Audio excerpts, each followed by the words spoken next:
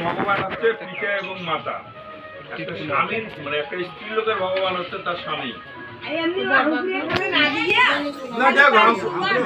দেবকেন আমদিন পাওয়া যাইবে যদি ওনার দেন সবার না না দাদা না ভক্তি দেব দাদা এটা কথা আমার বাচ্চা কাচ্চা আমার ভক্তি শিখেই না ভক্তি শিখে দরকার হ্যাঁ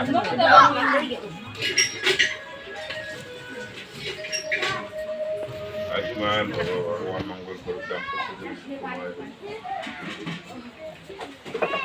আর একটা কথা শোনো বাবা মা যতদিন বাঁচি আছে ভগবান যদি তুমি পাইতে চাও বাবা মা হচ্ছে ভগবান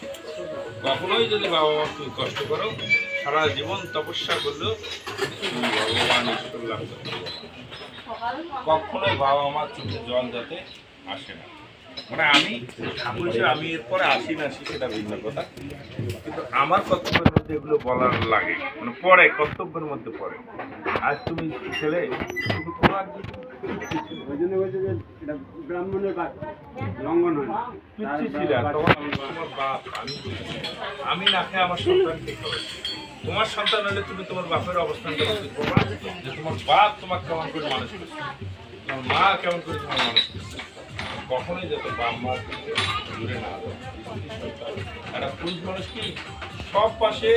ম্যানেজ করে চলতে হবে তাইলে পুরুষ মারও কথা শুনতে হবে বউরের কথা শুনতে হবে এটা খুব কঠিন জীবন এই দুইটার মধ্যে সমন্বয় করে চলা লাগবে তাকে আবার রাগও দেখা যাবে আমাদের ধর্মে তোমার যদি স্ত্রীর যদি তুমি কখনো মারো তাহলে তুমি স্বর্গের দর্শন করতে হবে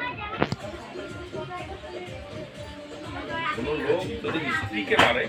স্বর্গ দর্শন দেখতে পাবে কি শুনেন ঠিক না ঠিক না আর কখনোই